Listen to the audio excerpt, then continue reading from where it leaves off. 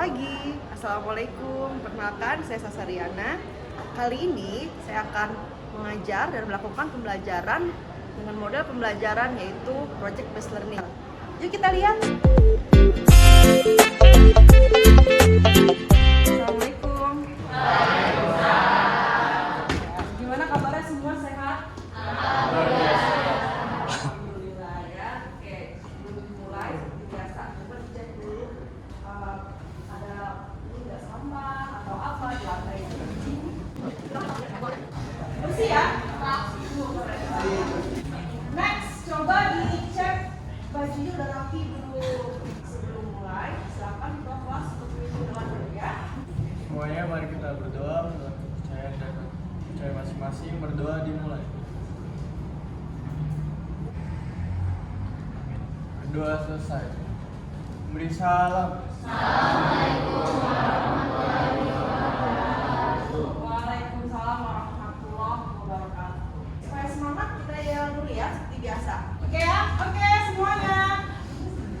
Selamat pagi anak-anak. Pagi, luar biasa. 14 hebat. Adakah 14 di hatimu? Ada.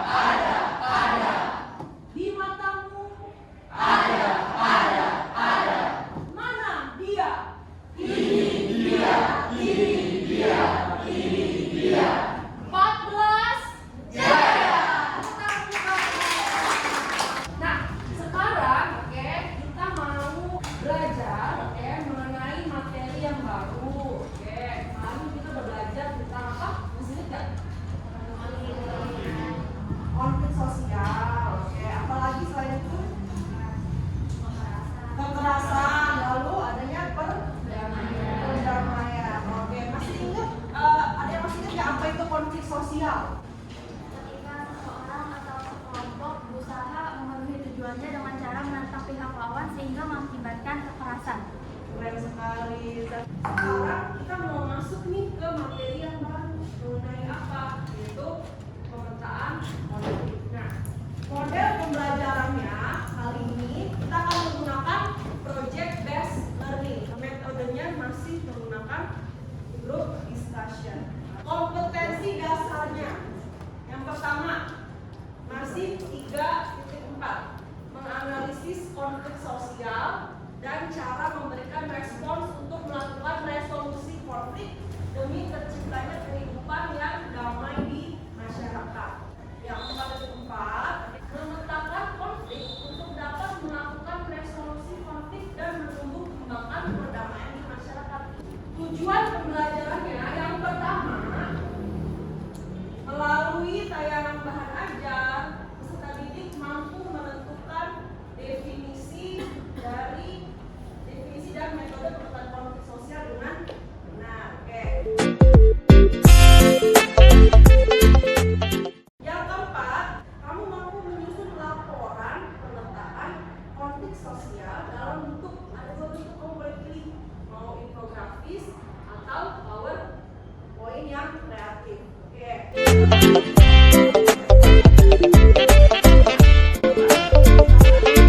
Supaya lebih mudah menanggapi diskusi dan bisa sharing mengenai materi yang akan kita bahas hari ini.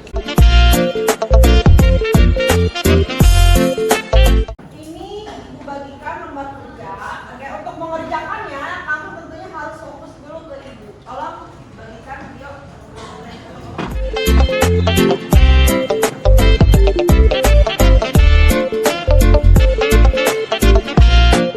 Sudah per kelompok, sekarang lihat dulu ke depan nih. Wah, ada gambar apa di depan? Dora. Siapa yang waktu kecil nonton Dora? Saya. Semuanya. Ya, oke. Dora. Masih ingat nggak temennya Dora siapa? Oke, Bud. Ada yang selalu Dora bawa di ranselnya itu peta. Pertanyaan Ibu, kenapa kok Dora selalu bawa peta? Karena untuk mendapatkan petunjuk. Baik, oke. Supaya jelas tujuannya apa sih, kemana sih, gitu ya. Ternyata anak-anak untuk bisa membaca konflik ya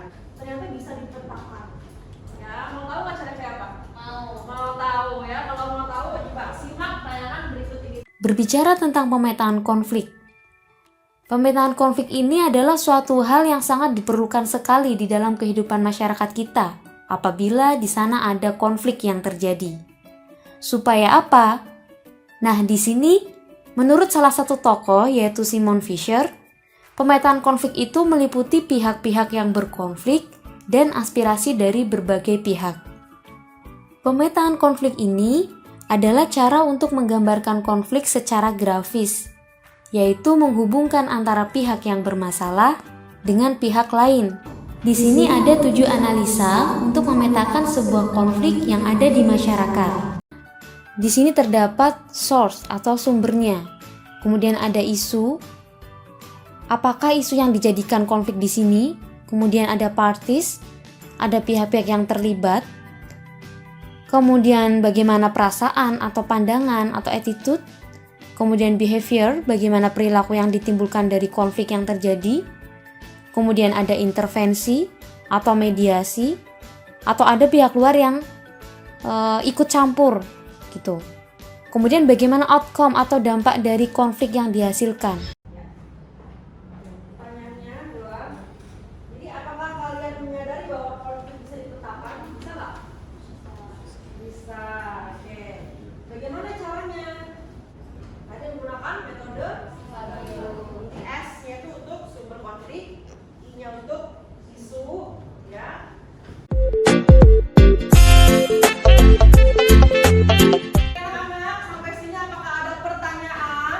Ibu, saya mau bertanya. Oke, boleh silakan Salakia. Jadi gini Bu, apakah semua konflik bisa dipetakan meskipun konflik itu tuh belum selesai?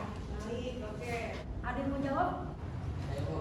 Oke, silakan Mama. Ya, menurut saya bisa, Bisa. karena setiap konflik bisa dipetakan walaupun konflik itu belum selesai. Jadi outcome atau hasil akhirnya mengikuti dari perkembangan konflik itu sendiri. Oke, pertama. Kalau gitu, sekarang Ibu akan memberikan contoh dari pemetaan konflik. Nah, ini dia. Nah, di sini oke, ada contoh pemetaan konflik yang dilakukan oleh anak Mas kalian ya, itu Nafizia ya. Maksudnya apa? Ini dia. Ada ibu asal Demak dipolisikan oleh anaknya sendiri. Nah, kamu buat seperti ini anak-anak ya. Kronologinya dulu. Nah, ini dia nih, model pemetaan Simpabio. Nah, oke, ini source-nya apa, sumbernya? Oh, sebenarnya itu karena singkat. Kalau gitu, coba kembali ke KPD-nya. Tentukan dulu konflik apa yang mau ambil.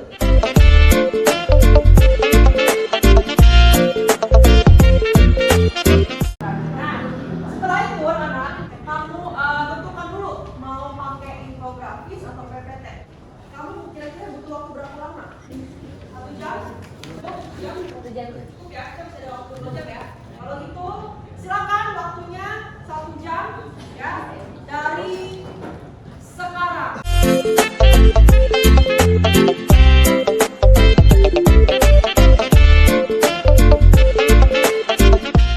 udah semua? Sudah. Oh, ini udah set progresnya ya. Baik.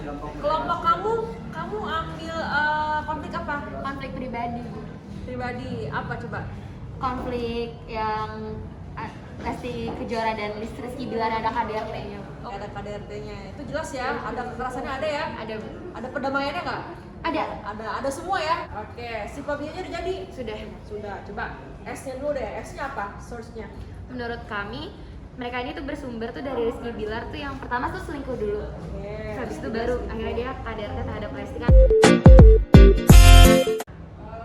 Untuk penilaian ada penilaian sikap ya.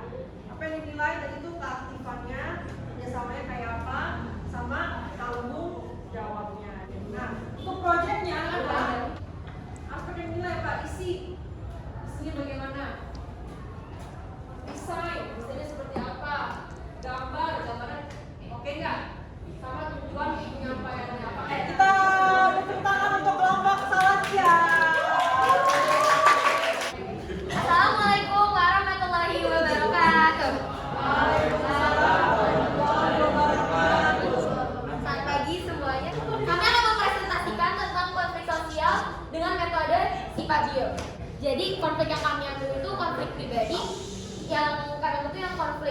Lesti Kejora dan Rizky Bilar. Jadi di sini kronologinya itu bermula dari Rizky Bilar yang selingkuh, ketahuan selingkuh sama istrinya. Selanjutnya kita ke metode psikabionya. Yang pertama, S itu source atau sumbernya itu bersumber dari kejadian KDRT ini ya, bersumber dari Rizky Bilar yang emosi karena si Lesti ini tahu Rizky Bilar selingkuh, terus habis itu si Rizky Bilar melakukan tindakan KDRT. Selanjutnya ada isunya itu perselingkuhan dan KDRT. Selanjutnya ada P itu parties. Jadi tuh di sini tuh untuk pihak konflik utama itu tentunya ada Rizky Bilar sama Lesti Kejora. Terus Yang selanjutnya itu ada attitude. Jadi sikap yang mengenali pola perilaku konflik ini adalah rasa kesalnya Lesti itu yang melihat suaminya itu selingkuh. Terus sikap Rizky Bilar yang emosi berlebihan hingga melakukan KDRT. Lalu behavior dapat dianalisis bahwa pihak yang berkonflik dalam konflik ini lebih cenderung melakukan aksi koersif. itu ada I atau intervention. Dalam konflik ini tuh mereka tidak ada pihak ketiga yang netral, karena tadi dikasih tahu juga bahwa mereka itu damai karena si korban atau Lesti Kejora itu mencabut tuntutan. Terus untuk outcome-nya, terus untuk hasil akhirnya seperti yang sudah dikasih tahu lagi bahwa mereka itu berakhir damai. Ini contoh pemetaan itu tuh, ini mereka tuh berkonflik, makanya kita pakai garis-garis seperti ini. Terus kalau itu mereka beraliansi untuk damai. Apakah ada pertanyaan anak-anak? Oke, Naila mau bertanya. Saya dari kelompok 6, saya mau nanya.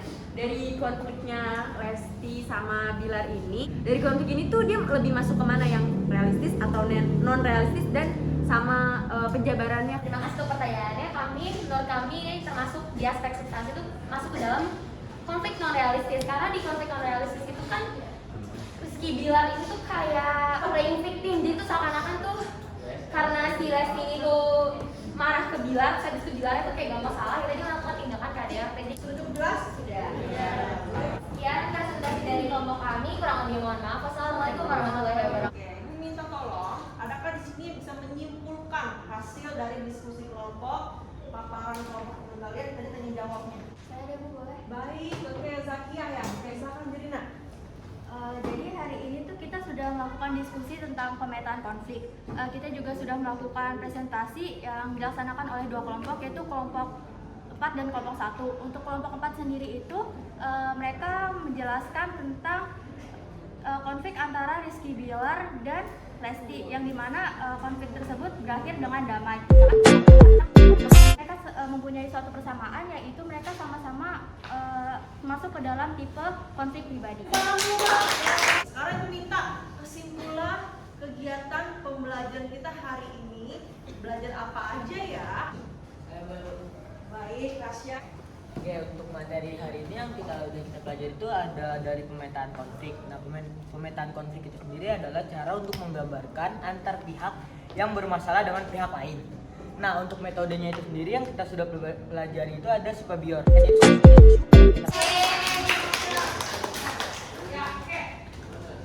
Sekarang adalah ya kalian akan melakukan evaluasi. Silakan cek di grup.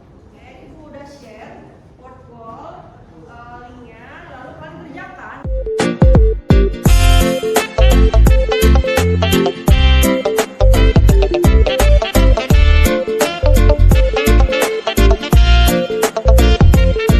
Anak keren banget ya, kalian udah selesai. Sekarang kita bahas bareng-bareng yuk. Coba nomor 1. Tindakan yang dilakukan oleh pihak yang berkonflik apa? Behavior. Mana nih, Benny? Oh, dia.